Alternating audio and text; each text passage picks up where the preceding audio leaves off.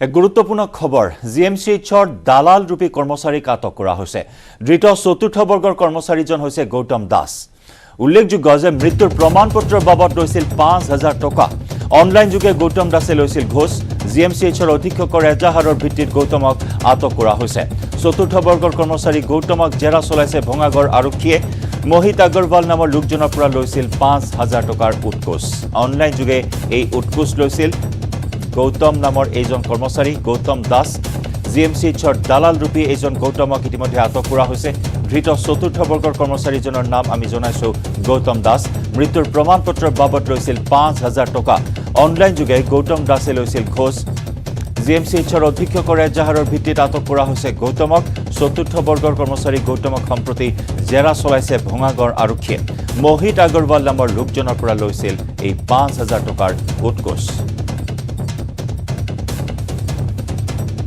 Immediately আমাৰ zero টলাৰেন্সত আমি FIR launch কৰিছো কেলে ফৰেনসিক ডিপাৰ্টমেন্টত ডেথ সাৰ্টিফিকেট মানে পোষ্টমৰ্টম ৰিপৰ্ট ইস্যু এটা জিএমচিৰ এনে বদনাম হ'ব যায় মানুহবোৰে কয় সেইকাৰণে আমি বিচাৰি আছিলো এনেকুৱা কোনোবা মানুহ আছে নেকি যোনে এইবোৰ বেয়া কাম কৰে और जेहेतु তেওঁক আমি বাই উইথ প্ৰুফ এণ্ড ডকুমেণ্ট পাইছো আমি এক্সকিউজ কৰা নাই আৰু এফআইআৰ গভৰ্ণমেণ্ট পুলিচ ষ্টেচনত লজ কৰি তেখেতক মাতি লৈ আহি পেলাই এৰেষ্ট কৰাইছো কংগ্ৰেছে এৰি দিয়া ৰাজনৈতিক ক্ষেত্ৰত খুপনি পোতাৰ লক্ষ্য টিএমচিৰ সুস্মিতা দেৱ মুকুল চাংমা ৰিপুন বৰাৰ উপস্থিতিত আজি গুৱাহাটীত টিএমচিৰ বৃহৎ যোগদান কাৰ্যসূচী জ্যেষ্ঠ সাংবাদিক বিপুল বৰ্মনৰ এক্সক্লুচিভ সাক্ষাৎকাৰত কংগ্ৰেছ আৰু টিএমচিৰ মাজত বহু পাৰ্থক্য আছে বুলি মন্তব্য কৰে সুস্মিতা দেৱে ভুল সিদ্ধান্তৰ বাবে কংগ্ৰেছক ৰাইজে ভোট দিব নিবিচাৰে বুলিও কয় টিএমচিৰ সাংসদগৰাকীয়ে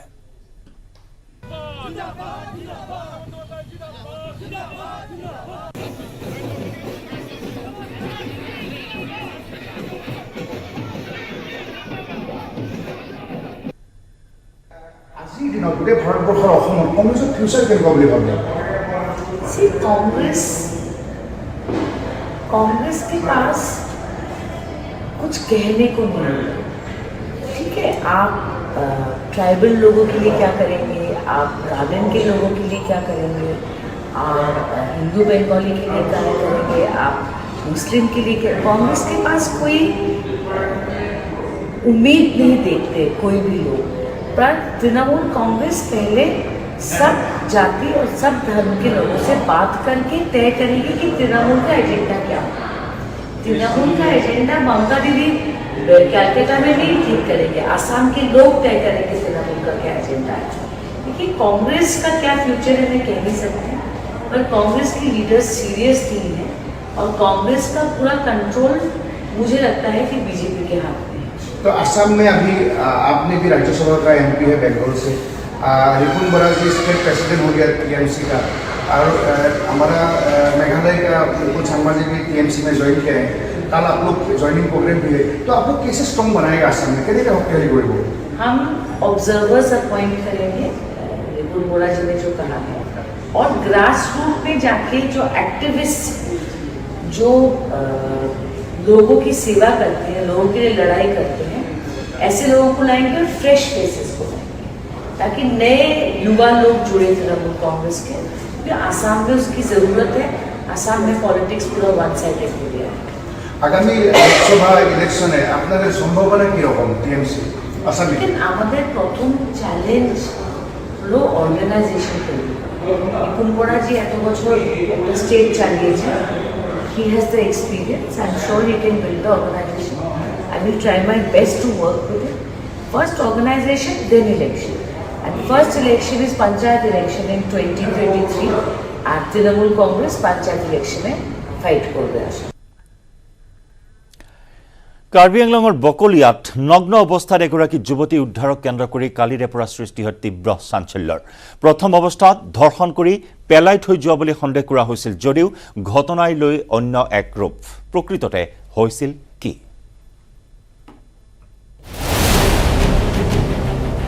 প্ৰধানমন্ত্ৰীৰ ভ্ৰমণৰ প্ৰাক মুহূৰ্তত কাৰ্বি আংলঙত চাঞ্চল্য হাবিৰ মাজত পৰি ৰল নগ্ন মুৰ্মুহু অচেতন যুৱতী। সুৰেশ নাথে সিহঁতৰ ভাই ককাই গোটেইখিনিয়ে মিলি জংঘল এগালৰ মাজত উলংগ কৰি ছোৱালীজনীক পেলাই থৈ দিছে। চেঞ্চু নাইকিয়া মাৰিছে, মাথাত একে গোটেই ফুলা, এতিয়া মাথাত আইচিত আছে। আজি 3 দিন হ'ল আইচিত আছে। বকলিয়াত প্ৰগ্ৰাম চাব লাগিছিল। প্ৰধানমন্ত্ৰী অনুষ্ঠানৰ দোহাই দি গোচৰ ৰুজু নকৰিলে আৰক্ষীয়ে। বৰ্তমানেও নগাঁৱৰ এখন ব্যক্তিগত চিকিৎসালয়ত মৃত্যুৰে যুঁজি আছে যুৱতীগৰাকীয়ে, কিন্তু এতিয়ালৈকে আৰক্ষীয়ে কৰা নাই কোনো ধৰণৰ তদন্ত। চিকিৎসালয়ত প্ৰাণৰ সৈতে যুঁজিছে ভুক্তভোগী যুৱতীয়ে, কিন্তু ভুক্তভোগীৰ মাতৃৰ বিস্ফোৰক অভিযোগ আৰক্ষীয়ে ৰুজু কৰা নাই গোচৰ। পুলিচক আমাৰ এতিয়া মানুহজন সুৰেশক এতিয়া ৰেষ্ট কৰিব পৰাই নাই। ইয়াক ক'লে বোলে আমাৰ এতিয়া ৰুলিং চৰকাৰ চলি আছে, আমি ৰুলিং চৰকাৰ পিছতহে আমি থানাই অকণ বিচাৰ খোচা কৰিম বুলি কৈছে। কোনে সংঘটিত কৰিছিল এই কাণ্ড? ভুক্তভোগীৰ মাতৃৰ মতে ঘটনাৰ আঁৰত প্ৰেমিক যুৱকৰ হাত। সুৰেশ নাথ সেই ফাংচনৰ জেগাৰ পৰা লৈ গৈছে। সিহঁতৰ ভাই ককাই গোটেইখিনিয়ে মিলি ছোৱালীজনীক সেই জংঘলখিনিত মাৰি পেলাই দিছে। গাঁওখনৰ নাম ইংলেং গাঁও। দেওবাৰে নিশাৰ ঘটনা। প্ৰেমিক সুৰেশ নাথৰ সৈতে বকলিয়া ঘাটত বিহুৰ অনুষ্ঠান চাবলৈ যোৱা যুৱতীগৰাকী অচেতন অৱস্থাত উদ্ধাৰ হৈছিল পিছদিনা পুৱা। নগ্ন অৱস্থাত হাবিৰ মাজত পৰি থকা যুৱতীগৰাকীৰ শৰীৰৰ কেইবা ঠাইতো আছিল গভীৰ আঘাতৰ চিন। মুৰ্মুৰ্ষু অৱস্থাত যুৱতীগৰাকীক উদ্ধাৰ কৰি পৰিয়ালে ভৰ্তি কৰোৱালে নগাঁৱৰ এইখন ব্যক্তিগত খণ্ডৰ চিকিৎসালয়ত। চিকিৎসকে এতিয়াও বিপদমুক্ত ঘোষণা কৰা নাই ICUত চিকিৎসাধীন হৈ থকা যুৱতীগৰাকীক।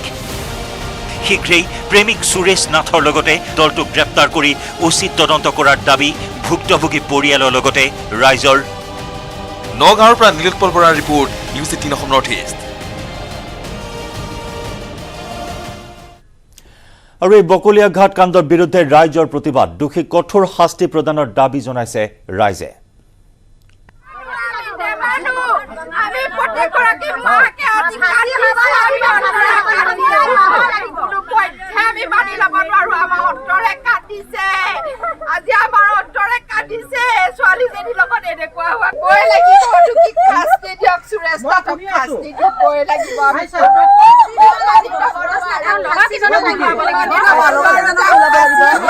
আৰু পৰিয়ালৰ দাবী, যুৱতীগৰাকীৰ প্ৰেমিক সুৰেশ নাথে এই সমগ্ৰ অপকৰ্মত জড়িত আছে। যদিওবা যুৱতীগৰাকীৰ ভাষ্যই সমগ্ৰ বিষয়টো অন্য এটা দিশলৈ গতি কৰোৱাইছে। আৰু তেনে সময়তেই প্ৰেমিক সুৰেশ নাথৰ বিৰুদ্ধে প্ৰতিবাদ সাব্যস্ত কৰা হৈছে। অতি শীঘ্ৰেই অভিযুক্ত দলটোক কৰায়ত্ব কৰি দৃষ্টান্তমূলক তথা উচিত শাস্তিৰ দাবীত ৰাইজে সাব্যস্ত কৰিছে প্ৰতিবাদ।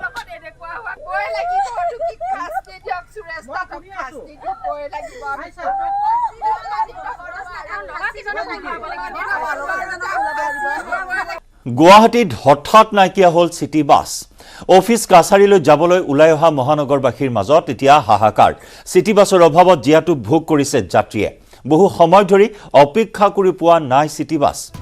উল্লেখযোগ্য যে প্ৰধানমন্ত্ৰীৰ কাৰ্যসূচীৰ বাবে চিটি বাছ অধিগ্ৰহণ কৰাৰ ফলত মহানগৰীত এতিয়া চিটি বাছৰ নাটনি হোৱাৰ অভিযোগ।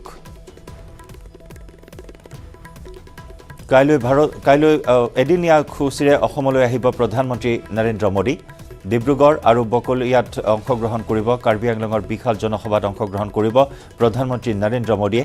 আৰু তাৰ বাবে এতিয়া বাছসমূহ, মহানগৰীৰ চিটি বাছসমূহ অধিগ্ৰহণ কৰা হৈছে, যাৰ পৰিপ্ৰেক্ষিতত এতিয়া গুৱাহাটীত চিটি বাছৰ সংখ্যা তেনেই তাকৰ হৈছে। অফিচ কাছাৰীলৈ যাবলৈ ওলাই অহা মহানগৰবাসীৰ মাজত হাহাকাৰ অৱস্থাৰ সৃষ্টি হৈছে। আৰু চিটি বাছৰ অভাৱত যেন এতিয়া জীয়াতু ভোগ কৰিবলগীয়া হৈছে মহানগৰৰ যাত্ৰীয়ে। বহু সময় ধৰি অপেক্ষা কৰি পোৱা নাই চিটি বাছ। আমি জনাইছোঁ ইতিমধ্যেই প্ৰধানমন্ত্ৰীৰ কাৰ্যসূচীৰ বাবে চিটি বাছ অধিগ্ৰহণ কৰাৰ ফলত মহানগৰীত এতিয়া নাটনি হৈছে চিটি বাছৰ।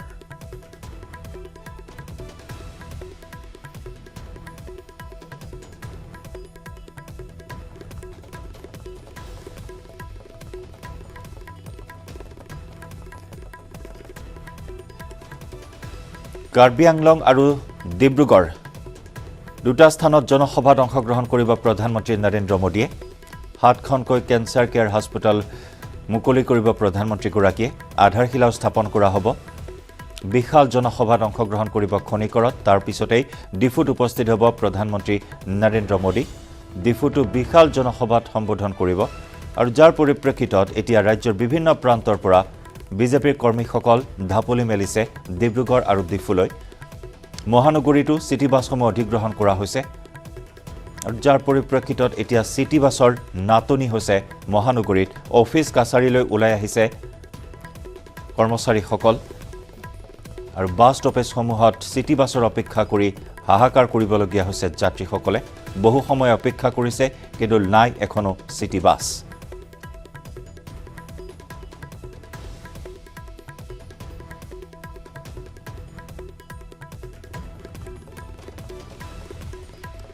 আৰু প্ৰধানমন্ত্ৰীৰ কাৰ্যসূচীৰ বাবে চিটি বাছ অধিগ্ৰহণ কৰাৰ ফলত এতিয়া মহানগৰীত চিটি বাছৰ নাটনি হোৱাৰ অভিযোগ উত্থাপন কৰিছে যাত্ৰীসকলে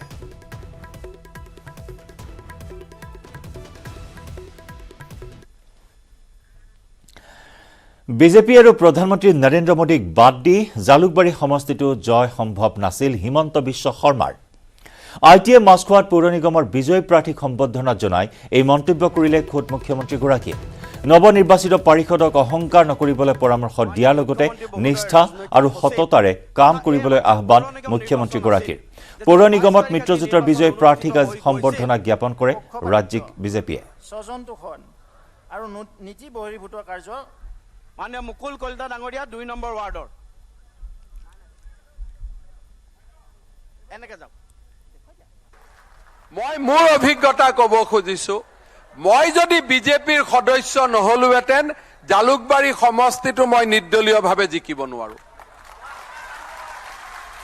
মই অসমৰ মুখ্যমন্ত্ৰী হ'ব পাৰো কিন্তু বিজেপিক বাদ দি মোক যদি কালি কোনোবাই কয় ইলেকশ্যন খেল আৰু নৰেন্দ্ৰ মোদীৰ ফটোটো যদি মোৰ সন্মুখত নাথাকে মই ইলেকশ্যনত গণি পিটি 1,500 মান ভোট পাম তাতকৈ মই বেছি ভোট নাপাম আৰু এতিয়া মই কিমান ভোট পাইছো 1 লাখ 2 5 10 হাজাৰ কিমান পাইছো ময়ো চোৱা নাই লাষ্টৰ ফালে কাউন্টিং আমি নাচাওঁ এই গোটেই কাৰণ কি নৰেন্দ্ৰ মোদী বিজেপি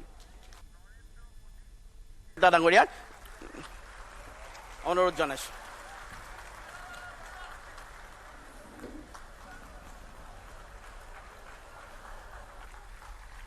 নলবাৰী সমষ্টিৰ সন্মান ভাৰতে যেহেতু জল সংৰক্ষণৰ বৃদ্ধিৰ ওপৰত গুৰুত্ব আৰোপ কৰিছে সেয়ে মলযুক্ত গেট প্ৰবন্ধন বা FSM এক গুৰুত্বপূৰ্ণ পদক্ষেপ ৰূপে আত্মপ্ৰকাশ কৰিছে পিছে এই FSM নো কি হয় এই ধাৰণাটো বুজি পাবলৈ বলিউডৰ ভাৰতৰ প্ৰথমটো গ্ৰাম্য FSM প্ৰকল্পটো চাৱা হওক পুনৰ জনাইছো এই ধাৰণাটো বুজি পাবলৈ হলে বিলাউডৰ ভাৰতৰ প্ৰথমটো গ্ৰাম্য SM প্ৰকল্প আমি চাব লাগিব গতিকে আগবঢ়াইছো মিছন পানীৰ আমাৰ এক বিশেষ report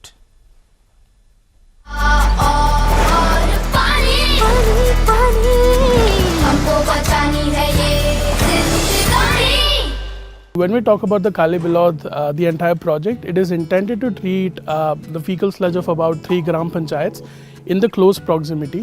It covers well over 3,485 households. A majority of the habitation is worried about the ecological integrity. So at WaterAid, we've actually ensured that this particular plant is scientifically designed where we'd considered the BOD and COD levels as well. So BOD is the biological oxygen demand and COD is the chemical oxygen demand. So we regularly check both of these levels of the output of the water on a regular basis. Now, when we look at disposal of fecal sludge in rural areas, especially where there are large number of households that have septic tanks, and in the future, eventually septic tanks lead to the immense problem of, desludging with regards to FSM, fecal sludge management. So when this plant is run at its full capacity, it has an impact of managing fecal sludge more efficiently. But above all of these things, at the plant at WaterAid, what we're also trying to address is the issue of manual scavenging. When we look at running the plant at a full capacity, we understand that there is a lot of potential with the dry sludge. So dry sludge is basically when the fecal sludge has stayed over at the plant for a long period of time, it decomposes and turns into an organic fertilizer. So we use the dry sludge as an organic fertilizer, or you could say like a co-product for composting organic water. We can also use it in terms of incinerating of plants as well. मुझे लगता है कि ये भी एक SBM की तरह बड़ा ambitious programme है और जिसमें कम्युनिटी इन्वॉल्वमेंट बहुत ही आवश्यक रहेगा और मुझे लगता है कि लोगों में या फिर हमारे व्यूअर्स में ये जागरूकता होना चाहिए कि लिक्विड वेस्ट मैनेजमेंट और सॉलिड वेस्ट मैनेजमेंट में कैसे अडॉप्टेबिलिटी बढ़ाएं, कैसे अपनी अवेयरनेस को बढ़ाएं और कैसे लोगों का और मार्गदर्शन करके इस चीज़ को आगे ले जाएं।